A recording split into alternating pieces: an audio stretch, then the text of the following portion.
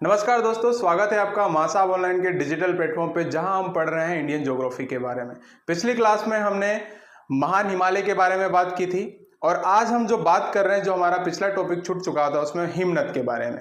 तो आप बैठ जाइए तसल्ली के साथ, मैं आपके साथ विजय मीना, और हम पढ़ेंगे आज महान हिमालय के जो छूटा हुआ हमारा हिस्सा था हिमनद के बारे में। और हिमनद को हम बड़े ही ब्रीफली ऐसे डिस्कस करेंगे, जिसमें कि कौन सा हिमनद कहाँ पे है, और उसके बाद मैंने आपको बताया था कि हम लघु हिमालय के बारे में पढ़ने वाले हैं। तो बैठ जाइए आप तसल्ली के साथ पेन कॉपी लेके। तो मैं आपको पिछली क्लास में जो हमने बात की थी लघु हिमालय के बारे में अगर बताऊं, तो उससे कुछ चीजें आपको यहाँ पे एकदम ब्रीफली एक्सप्लेन कर देता हूं कि हमने महान हिमालय में क्या क्या चीजें देखी थी। ठीक है, तो मैं अगर यहाँ पे बात करूं महान हिमालय के बारे में, तो सबसे पहले अगर बात की जाए तो प्रमुख चोटियों की बात करेंगे। ठीक है, महान हिमालय, क्योंकि ये पढ़ना बहुत जरूरी होता है दोस्तों, कि कभी कभी क्या होता है कि हमें क्लास को कंटिन्यू करने के लिए जो पिछली वाली चीजों को रिकॉल करना बहुत जरूरी होता है। तो इसके दृष्टि से हम पढ़े महान हिमालय के बारे में। हमने हिमालय के विभाजन के बारे में देखा, महान हिमालय में जो चीजें थी, कौन कौन सी सर्वोच्च चोटियां हैं। ठीक है, तो जो हम महान हिमालय के बारे में अगर बात करें, महान हिमालय के बारे में अगर हम बात करें तो उसमें क्या क्या चीजें हैं। ठीक है, आप इसमें देखेंगे महान हिमालय एक सतत हिमालय का रूप है। क्या है दोस्तों? एक सतत हिमालय है। सतत हिमालय का क्या मतलब होता है? सतत हिमालय का मतलब होता है कि ये कंटिन्यू है। मतलब हमने ऐसा देखा था यहाँ पे, तो सबसे पहले यहाँ पे जो पॉइंट आता है दोस्तों, वो कौन सा है? ये हमारा नंगा पर्वत, यानी कि नागा पर्वत। ठीक है, यहाँ पे नागा पर्वत, यानी कि जो सतत हिमालय का मतलब है कि इसमें कंटिन्यूटी है ना। और आज जो हम पढ़ेंगे उसमें क्या है, ऐसे कटाव है, तो वो कौन सा है? हमारा लघु हिमालय है। ठीक है, यहाँ पे सर्वोच्च ऊंची चोटियां हैं दोस्तों, सर्वोच्च ऊंची चोटियां हैं, सर्वोच्च ऊंची चोटियां हैं दोस्तों। क्या है? सर्वोच्च ऊंची चोटियां हैं। नेक्स्ट जो चीज आती है हमारी, वो क्या है? सर्वोच्च चोटियां हैं। यहाँ पे कई सारे हिमनद है। चोटियों की अगर बात करूं तो माउंट एवरेस्ट है, माउंट एवरेस्ट के कंचनजंगा है दोस्तों। क्या है? कंचनजंगा। उसके बाद कौन सी है प्रमुख चोटियों में देखा जाए तो नंदा देवी है, और मकालू है ना, मकालू है। और कौन सी है दोस्तों? मकालू के पास कौन सी है? इसमें नांगा पर्वत तो हमने देख लिया है, नामचा पर्वत भी देख लिया है, और इसमें गौरी शंकर है ना, गौरी शंकर, गणेश, इस तरह की यहाँ पे प्रमुख चोटियों के बारे में हमने पिछली क्लास में देख लिया था। ठीक है, तो आपको ये बताना है इसमें कि हिमालय की 4 सर्वोच्च चोटियों के नाम बताना है। तो आप हिमालय की अगर 4 सर्वोच्च चोटियों के नाम बताएंगे तो सबसे पहले तो आप माउंट एवरेस्ट लिखेंगे। ठीक है, सबसे पहले 4 सर्वोच्च चोटियां। ठीक है, सर्वोच्च ऊंचाई की चोटियां जो है वो कौन सी है? सबसे पहले अगर आप बात करेंगे तो माउंट एवरेस्ट की करेंगे, उसके बाद K2 की करेंगे। ठीक है, उसके बाद कौन सा आता है दोस्तों? कौन सा आता है? कंचनजंगा। और उसके बाद कौन सा आता है? 4th नंबर पे कौन सा आता है दोस्तों? उसके बाद आता है नंदा देवी। कौन सा आता है? नंदा देवी। ठीक है, तो ये 4 चीजें हैं। हम इसमें क्या क्या है? माउंट एवरेस्ट, K2, कंचनजंगा और नंदा देवी। अब भारत की बात करें तो भारत में सबसे सर्वोच्च चोटी कौन सी है? ये भारत की है। ठीक है, और ये हिमालय की सेकंड है, और भारत की कौन सी है? सेकंड कंचनजंगा है। ठीक है, चलिए, तो ये सारी चीज हम पहले की क्लास में पढ़ चुके थे। आज जो हम पढ़ने वाले हैं वो पढ़ेंगे हम लघु हिमालय के बारे में। लघु हिमालय से पहले हमारा जो टॉपिक छूट चुका था नेक्स्ट क्लास में, हिमनद के बारे में हम पढ़ेंगे। ठीक है, तो आइए आप स्टार्ट करते हैं हिमनद के बारे में हम पढ़ना। तो हिमनद कैसे बनते हैं ये हम पहली क्लास में पहले देख चुके थे कि हिमनद का जो निर्माण है वो किस प्रकार से होता है। यानी कि मैं अगर आपसे बात करूं कि हिमनद जो होते हैं वो एक तो अगर यहाँ पे देखा जाए तो ये क्या है? एक पर्वत है। ठीक है, और एक ऊंचाई के बाद क्या होता है, एक ऊंचाई के बाद एक, इसको हमने पढ़ा था स्नो लाइन। स्नो लाइन क्या होती है? स्नो लाइन का मतलब कि हिम रेखा। हिम रेखा की एक काल्पनिक रेखा ऐसी होती है कि जिसकी ऊंचाई के बाद क्या होता है, जल का बर्फ में परिवर्तन हो जाता है। और जब वो नीचे क्यों होता है? क्योंकि मैंने सामान्य ह्रास का जो दर है, सामान्य ह्रास की जो दर होती है दोस्तों, उसके हिसाब से बोला जाता है कि 165 मीटर की ऊंचाई बढ़ने पर 1 डिग्री सेल्सियस का कमी आती है। ठीक है, और अगर मैं बोलूं कि 1 किलोमीटर की ऊंचाई बढ़ने पे कितनी डिग्री सेल्सियस की कमी आती है, तो 6.5 डिग्री सेल्सियस की दोस्तों। ठीक है, तो इस तरीके से क्या होता है कि एक मैक्सिमम ऊंचाई पे जाने पर एक निर्धारित जो रेखा होती है, हिम रेखा, जिसके जाने पर बर्फ का बनना होता है। जब बर्फ से पानी जब नीचे आता है तो वो कहीं ना कहीं नदी का रूप ले लेता है या फिर यहाँ किसी झील का रूप ले लेता है। तो वही आज हम डिस्कस करने वाले हैं इस टॉपिक में। ठीक है, हिमनद के बारे में। चलिए देखते हैं हिमनद के बारे में। सबसे पहले अगर मैं बात करूं हिमनद के बारे में, तो पहला जो हमारा हिमनद है वो कौन सा है? यमुनोत्री। जिससे कौन सी रिवर निकलती है दोस्तों? आप सब जानते हैं यमुना रिवर निकलती है। कौन सी रिवर निकलती है? यमुना रिवर निकलती है। कौन सी? यमुना रिवर निकलती है दोस्तों। ठीक है, और यमुना किसकी सहायक नदी है? यमुना गंगा की सबसे बड़ी सहायक नदियों में से एक है। वैसे हम यहां पे सिर्फ हिमनद के बारे में पढ़ेंगे कि हिमनद से कौन सी नदियां निकल रही है, ठीक है, और कौन से हिमनद से निकल रही है। लेकिन हम जब नदी प्रवाह सिस्टम के बारे में जब पढ़ेंगे, रिवर सिस्टम के बारे में पढ़ेंगे, तो मुख्य रूप से नदियों के बारे में ही हम डिस्कस करेंगे वहां पे। लेकिन आज हम जो देख रहे हैं यहां पे सिर्फ और सिर्फ हिमनद से कौन सी नदी निकलती है वो देखेंगे। और ये सारी जो है किसका हिस्सा है? ये सारे के सारे जो हिमनद है वो कहाँ पे है? महान हिमालय में स्थित है दोस्तों। कहाँ पे है? महान हिमालय में स्थित है, क्योंकि हम महान हिमालय को ही अभी डिस्कस कर रहे हैं। ठीक है, क्योंकि हमारा जो अधूरा टॉपिक है वो यहाँ पे हम उसको कंप्लीट कर रहे हैं। ठीक, अब यहाँ पे जो यमुनोत्री से आपको नाम से ही समझ में आएगा कि यमुना नदी निकलती है। गंगोत्री से गंगा एग्जैक्ट फॉर्म में नहीं निकलती, वहां से भागीरथी निकलती है। और भागीरथी जो रिवर है आगे जाके ही गंगा का स्वरूप लेती है, इसके बारे में हम देखेंगे। चोराबारी से जो नदी निकलती है वो मंदाकिनी निकलती है। चोराबारी जो हिमनद से या ग्लेशियर से, ठीक है, और यहाँ पे गंगोत्री हिमनद से भागीरथी निकलती है। सतोपंथ, यहाँ पे आप करेक्शन कर लेना, सतोपंथ ग्लेशियर से अलकनंदा निकलती है। और भागीरथी नदी है ना, भागीरथी नदी और अलकनंदा नदी ही जो आगे बढ़ती है। ठीक है दोस्तों, यहां से क्या आती है? भागीरथी नदी आई, और यहां से कौन सी नदी आई? अलकनंदा आई। ठीक है, यहां से भागीरथी नदी आ गई, यहां से अलकनंदा आई। ये कौन सी रिवर है? भागीरथी। यहाँ पे ये देवप्रयाग बनाते हैं। देवप्रयाग में आके ये क्या होते हैं? मिल जाते हैं। देवप्रयाग में आके क्या होते हैं दोस्तों? यहाँ पे ये दोनों मिल जाते हैं देवप्रयाग में आके। कौन सी रिवर? भागीरथी और अलकनंदा। ठीक है, तो जो यहाँ से इसकी जो धारा बढ़ती है उसी को गंगा बोला जाता है। ठीक है, इसी को क्या बोला जाता है दोस्तों? गंगा नदी बोला जाता है। तो भागीरथी और अलकनंदा, हम सारे के सारे जो प्रयाग हैं, देव प्रयाग है, कर्ण प्रयाग है, वो सारे प्रयाग हम अगली जो हमारी जो होने वाली है रिवर सिस्टम, नदी के बारे में जो पढ़ेंगे वहां विस्तृत रूप से देखेंगे। ठीक है, अब जो काली नदी है दोस्तों, अब अलकनंदा कहां से निकलती है? सतोपंथ। यहां पे आप करेक्शन कर लीजिएगा, सतोपंथ। और हाँ, एक चीज मुझे और बतानी थी आपको कि हमने हमारा जो टेलीग्राम चैनल है मासाब ऑनलाइन करके बनाया है, तो उसकी लिंक आपको इस वीडियो के नीचे मिल जाएगी। तो आप उसको तुरंत ज्वाइन कर सकते हैं ताकि आपको ये पीडीएफ वहां से आसानी से मिल सके। ठीक है, तो चलिए, सतोपंथ जो है वो अलकनंदा नदी निकलती है। यहाँ पे मिलन नहीं है, ये मिलाप है, मिलाम है ऐसे। तो मिलाम से जो निकलती है वो काली नदी निकलती है। काली नदी ना निकल के यहाँ पे क्या है कि गौरी शंकर की ये सहायक नदी है। गौरी शंकर जो है वो काली नदी की सहायक नदी है और आगे जाके ये काली नदी का ही स्वरूप बनती है। ठीक है, गोसाई धाम से जो नदी निकलती है वो कोसी नदी निकलती है, जो कि नेपाल से निकलती है। गोसाई धाम जो ग्लेशियर है वो कहाँ पे है? नेपाल में। क्योंकि नाम ऐसा है तो आपको लगेगा कि भारत में है, तो ऐसा नहीं है। गोसाई धाम जो ग्लेशियर है वो कहाँ पे स्थित है?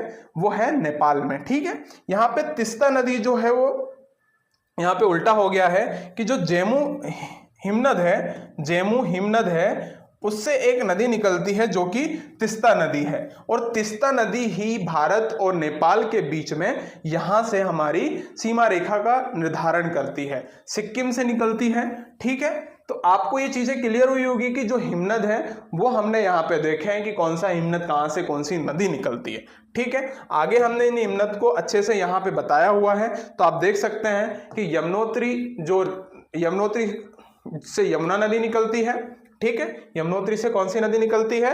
यमुनोत्री से जो नदी निकलती है दोस्तों वो निकलती है हमारी यमुना नदी निकलती है।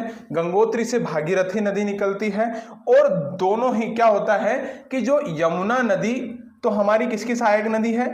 गंगा की सहायक नदी है, हम देखेंगे अच्छे से जानेंगे इसको। ठीक है, और भागीरथी नदी आगे जाके और अलकनंदा आगे जाके देवप्रयाग में मिलती है। कहाँ मिलती है? देवप्रयाग में मिलती है, और यहां से जो इसकी धारा आगे बढ़ती है उसी को हम क्या बोलते हैं? गंगा बोलते हैं। ठीक है, मिलाप जो है यहाँ से जो नदी निकलती है वो काली नदी निकलती है, गोसाई धाम से कोसी नदी निकलती है, और जम्मू नहीं है, यहाँ पे जेमू है।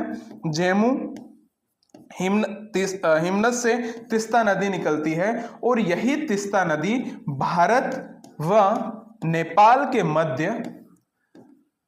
के मध्य सीमा रेखा का निर्धारण भी करती है। और इसको लेके हमने देखा था, हम आगे वाली क्लास में भी देखेंगे इसको, कि कई सारे ऐसे विवाद हैं जो कि हम पढ़ने वाले हैं दोस्तों। भारत के जो आसपास की जो देश जितने भी हैं उनमें कई सारे जो सीमा विवाद हैं या फिर नदियों के लेके विवाद हैं, वो एक क्लास हम उसकी लेके आएंगे और उसमें पूरे विवाद हम अच्छे से पढ़ेंगे। ठीक है, तो आज यहाँ पे जो हमारी क्लास है ये इसमें हम कंप्लीट कर लिया है महान हिमालय के बारे में, और दर्रे यहाँ पे बचे हुए हैं, पासेस बचे हुए हैं, उनको हम एक अलग ही उसके लिए क्लास बनाएंगे। ठीक है, क्योंकि मैं यहाँ नहीं चाहता कि सारी चीजें होच-पोच हो जाए। ठीक, अब नेक्स्ट क्लास में हम नेक्स्ट जो स्लाइड है हमारी उसमें हम देखेंगे लघु हिमालय के बारे में। दोस्तों, लघु हिमालय के बारे में अगर मैं बात करूं तो ये हमारे जो हिमालय का मतलब महान हिमालय से लगा हुआ एरिया है। ठीक है, उसके कौन से एरिया में अगर आपसे पूछो तो ये कौन सी डायरेक्शन में होगा? ये उसके दक्षिण में होगा।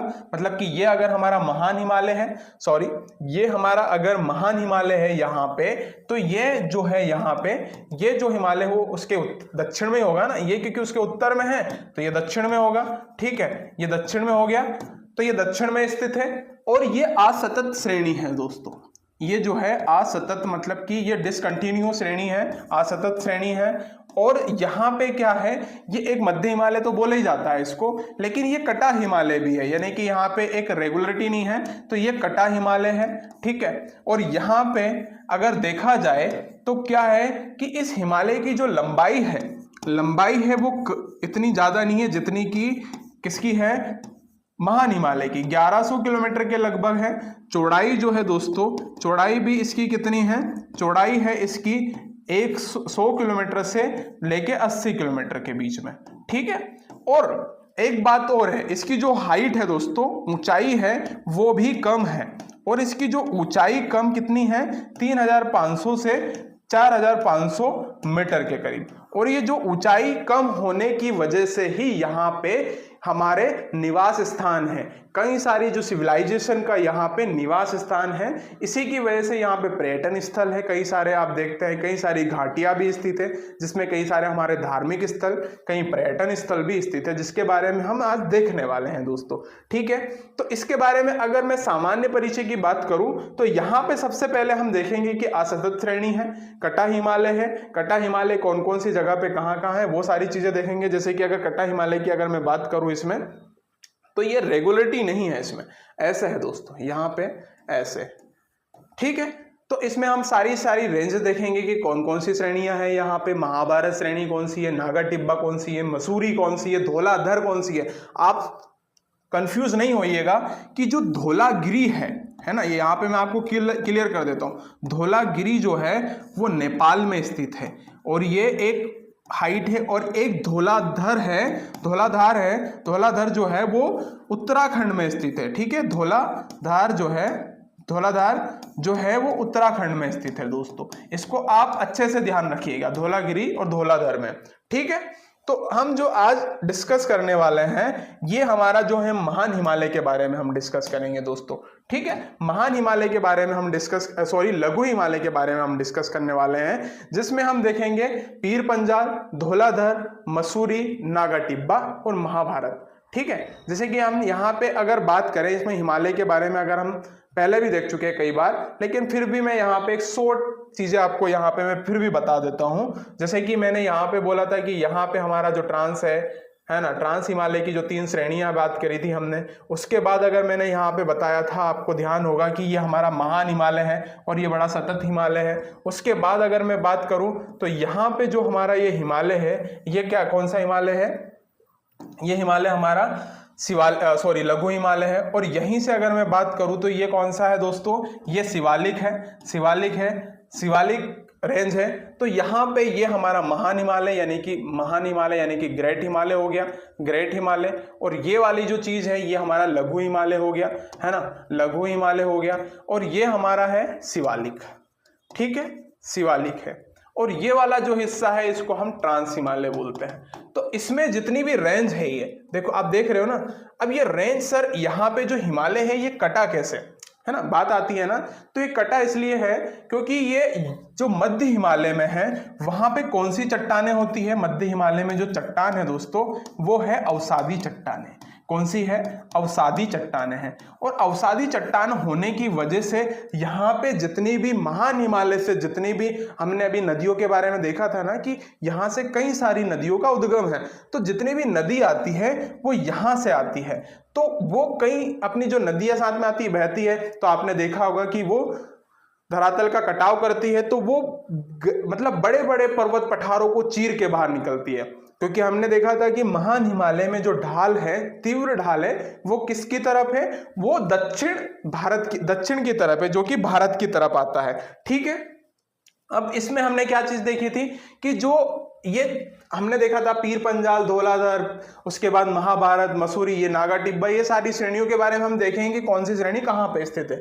बस आपको ये चीज पता होना चाहिए कि जो हिमालय है यहाँ पे अवसादी चट्टान है। कौन से हिमालय में, मुख्यतः मध्य हिमालय में। और हमने यहाँ देखा था कि यहाँ पे जो है आर्कियन क्रम की चट्टान है। आपने चट्टानों के बारे में अगर वीडियो नहीं देखा है तो आप वो वीडियो देख लेना, ताकि आपको चीजें क्लियर रहे कि अवसादी चट्टानें क्या होती है, कायांतरित चट्टानें क्या होती है सर, आर्कियन क्रम की चट्टानें कौन सी है, धारवाड़ क्रम की चट्टानें कौन सी है।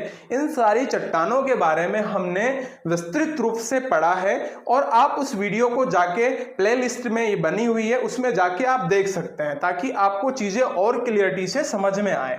ठीक है, तो यहां हमने जो विभाजन पढ़ रहे हैं अभी भू आकृति के हिसाब से पढ़ रहे हैं। और दूसरी चीज है कि हम आज लघु हिमालय के बारे में पढ़ रहे हैं। तो आज हम इसकी श्रेणियों के बारे में देखते हैं दोस्तों, तो कौन कौन सी श्रेणियां आएंगी। ठीक है, देखो यहाँ पे हमने जो बात की है ये सारे की सारी जो है लघु हिमालय की श्रेणियां हैं दोस्तों। किसकी श्रेणियां हैं ये लघु हिमालय की श्रेणियां हैं, लघु हिमालय की श्रेणियां हैं। ठीक है, लघु हिमालय है ना, लघु हिमालय यानी कि हमारा जो हिमालय है, मध्य हिमालय भी हम इसको बोल सकते हैं। कौन सा हिमालय बोल सकते हैं, मध्य हिमालय भी हम इसको कह सकते हैं। तो हम इसके बारे में देखेंगे। तो ये जो है यहाँ पे कटा है, हमने यहाँ पे ऐसे कंटिन्यू बना दिया है, लेकिन ये कटा हुआ है यहाँ पे ऐसे। तो ये जो सारी रेंजेस हैं, जैसे कि सबसे पहले जो आती है पीर पांजाल, उसमें धौलाधर आती है, मसूरी आती है, नागा टिब्बा आती है और महाभारत आती है। ठीक है, पीर पांजाल, धौलाधर, मसूरी, नागा टिब्बा, महाभारत। ठीक, इतनी सारी रेंजेस हैं मध्य हिमालय में। ठीक, अगर आगे में अगर इसके बारे में बात करें, इतने ही आपको ये आपको क्रम याद रखना पड़ेगा कि सबसे पश्चिम में कौन सी है, पीर पांजाल है, उसके बाद धौलाधर है, मसूरी है, नागा टिब्बा है और महाभारत है। ठीक है। अगर आगे की तरफ हम बढ़ते हैं तो इसमें हमने एक स्लाइड में इसका सामान्य परिचय भी दे दिया है, जिसमें हमने बताया है कि जो असतत हिमालय है ये बाह्य हिमालय भी कहते हैं, क्योंकि बाह्य हिमालय है, इसके बाद जो है शिवालिक स्टार्ट हो जाता है, अवसादी चट्टाने हैं। औसत ऊंचाई जो है 3500 से 4500 मीटर है। लंबाई जो है इसकी 1100 किलोमीटर से लेके तो 80 से 100 किलोमीटर के बीच में है, 100 से 80 किलोमीटर के बीच में है। ठीक है। नेक्स्ट अगर हम बात करें तो और क्या क्या हो सकता है दोस्तों, इसमें हमने ये सारी चीजें डिस्कस कर ली है। वैसे भी ऊंचाई कम होने से यहाँ पे वनस्पतियां पाई जाती है। क्या पाई जाती है? वनस्पतियां। तो यहाँ पे कोणधारी वन पाए जाते हैं दोस्तों, कोणधारी वन पाए जाते हैं यहाँ पे। ठीक है, कोणधारी वन। और घास के मैदान भी पाए जाते हैं, जिसको कश्मीर में मृग बोलते हैं, उत्तराखंड में बुग्याल या प्यार कहा जाता है। क्या कहा जाता है? घास के मैदान है तो चराई भी होती है, क्योंकि यहाँ पे घाटियां कई सारी बनी हैं। और घाटियां क्या होती है कि जो अगर ये दो पर्वत है, दो पर्वत के बीच का जो स्थान होता है, अगर मैं इसको सही से बताऊं, यहाँ पे अगर यहाँ पे बात करें, अच्छे से बात करें तो यहाँ पे अगर ये पर्वत है मान लो, ठीक है, ये भी एक पर्वत है, ठीक। तो यहाँ पे जो स्थान है दोस्तों, इस स्थान को बोला जाता है घाटी। अब घाटी में क्या होता है कि यहाँ पे कई लोगों का निवास स्थान होता है। ये भी एक पर्वत श्रृंखला है, पर्वत है, ये भी एक पर्वत है, ठीक है। और यहाँ पे जो बसावट होती है, यहाँ पे कई सारे घास के मैदान भी होते हैं, निवास स्थान भी है, जैसे कि शिमला, मसूरी, ये सारी चीजें आप देखते हैं कुल्लू घाटी, कांगड़ा घाटी, कश्मीर घाटी, ठीक है। और आपको कमेंट बॉक्स में ये बताना है कि कश्मीर घाटी किसके लिए फेमस है, ठीक है। अब कई सारी घाटियां पाई जाती हैं जिनमें कि सभ्यता का विकास हुआ है ना। आप देखते हैं कि महान हिमालय में इतने सारे लोग नहीं रहते हैं जितने कि लघु हिमालय में रहते हैं। तो दोस्तों हमने देखा कि घाटी क्या होती है। घाटी दो पर्वत के बीच में जो धसा हुआ जो भाग होता है, ये यानी कि जो धसा हुआ भाग होता है उसी को क्या बोलते हैं? धसे हुए भाग को ही हम क्या कहते हैं? घाटी बोला जाता है, ठीक है। जिसमें कौन कौन सी घाटी है? कश्मीर घाटी है, कुल्लू घाटी है, कांगड़ा घाटी है। तो इन सब घाटियां जो है, इन पे यहाँ पे निवास स्थान है, कई सारे यहाँ पे पर्यटन स्थल भी है। और आपको कमेंट बॉक्स में एक आंसर देना है कि कश्मीर घाटी किसके लिए फेमस है, ठीक है। आगे हम इस वीडियो में देखते हैं। तो यही इतनी सारी चीजें हैं। अब नेक्स्ट वीडियो में लघु हिमालय के बारे में और भी विस्तृत रूप से चर्चा करेंगे, ठीक है। अब देखते हैं कि यहाँ पे जो हमने देखा है, आप देख रहे होंगे कि कौन कौन सी चीजें, एक बार स्लाइड्स को फिर से हम देख लेते हैं कि हमने एक थोड़े से छोटे रूप में यहाँ पे लघु हिमालय के बारे में चर्चा की है, लेकिन ये छोटी सी चीज आपके लिए बहुत ज्यादा महत्वपूर्ण रहने वाली है। अगर आपको कोई चीजें यहाँ पे डाउटफुल लगती है, नहीं समझ में आती है, तो आप कोशिश करें कि कमेंट बॉक्स में उसका प्रश्न लिखें, हम उसका उत्तर देने के लिए बिल्कुल तत्पर हैं। तो आपको ये वीडियो कैसी लगी, आप लाइक कीजिए, कमेंट कीजिए, और अगर आपने वीडियो को सब्सक्राइब नहीं किया है तो प्लीज इसको सब्सक्राइब भी कीजिए, ठीक। आज हम हमारी क्लास यहीं पे खत्म करते हैं। नेक्स्ट वीडियो में हम शिवालिक के बारे में जानेंगे विस्तृत रूप से, और इसके बाद जो हमारी क्लास रहेगी दोस्तों, वो नदी सिस्टम या फिर हम दर्रे के रूप में देख लेंगे, ठीक है। तो ये वीडियो मैं यही खत्म करता हूं। थैंक यू सो मच, धन्यवाद।